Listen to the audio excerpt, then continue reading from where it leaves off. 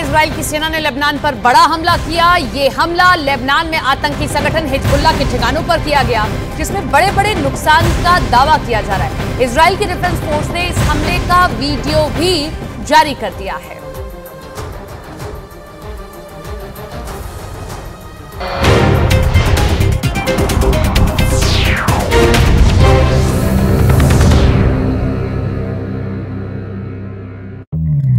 के आरोपों को खारिज किया और साफ कर दिया कि रॉकेट अटैक से उसका कोई लेना देना नहीं है, क्योंकि हमास के बाद पैलेस्टीनियन इस्लामिक जिहाद ही है जो गाजा पट्टी में सबसे ज्यादा सक्रिय है और इजराइल पर रॉकेट से हमले करता है। हालांकि इस जंग में पहली बार पैलेस्टीनियन इस्लामिक जिहाद का नाम आया है और वो रॉकेट अटैक से अपना पल्ला झाड़ रहा है, लेकिन इजराइल ने खुलकर कहा कि पैलेस्टीनियन इस्लामिक जिहाद हमास का साथ दे रहा है, क्योंकि 1980 के आसपास बने इस संगठन पर इजराइल के खिलाफ हमास के साथ मिलकर काम करने का आरोप लगा, क्योंकि हमास की तरह ही ये संगठन भी वेस्ट बैंक, गाजा और इजराइल के कब्जे वाले इलाकों में फिलिस्तीन का कब्जा चाहता है। यही नहीं, पैलेस्टीनियन इस्लामिक जिहाद को ईरान से फंड मिलने का भी दावा किया गया। हालांकि कुछ मुद्दों पर पैलेस्टीनियन इस्लामिक जिहाद और हमास की राय अलग अलग है, लेकिन इजराइल की बात आते ही दोनों साथ आ जाते हैं, क्योंकि इस संगठन को भी गाजा पट्टी से इजराइल को निकालने के लिए बनाया गया था और अब तो इजराइल ने इसे हमास जंग में घसीट लिया है। इस बीच गाजा के अल अहली अस्पताल पर रॉकेट अटैक पर अमेरिका भड़क गया। ये घटना ऐसे समय हुई जब बाइडेन इजराइल पहुंचने वाले थे और इसी बीच गाजा के एक अस्पताल में इतनी बड़ी तबाही हुई कि हाहाकार मच गया,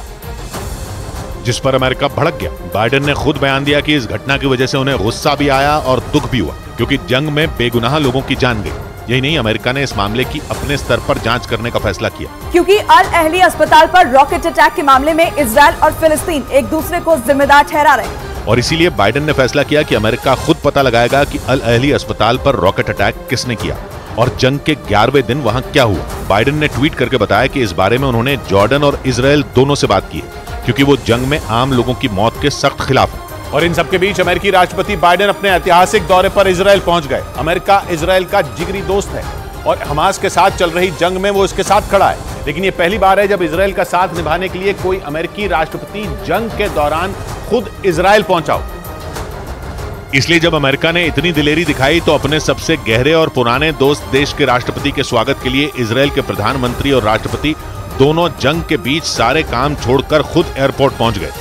बाइडेन के प्लेन से उतरते ही पीएम नेतन्याहू उनके गले से लग गए। फिर इजराइल के राष्ट्रपति ने भी बाइडेन को गले से लगाकर उनकी मदद के लिए शुक्रिया अदा किया। लेकिन इसके बाद बाइडेन और नेतन्याहू ने एक दूसरे से हाथ मिलाकर हमास से लेकर हिजबुल्लाह और ईरान को सीधा इशारा कर दिया कि अब उनकी खैर नहीं। इजराइल के 75 साल के इतिहास में यह उस पर अब तक का सबसे भयानक हमला है। इसलिए नेतन्याहू ने बाइडेन को जल्द से जल्द इजराइल आने का न्योता भेजा था और तस्वीर देखकर साफ लगा कि बाइडेन ने इजराइल पहुंचकर उनका हौसला कई गुना बढ़ा दिया।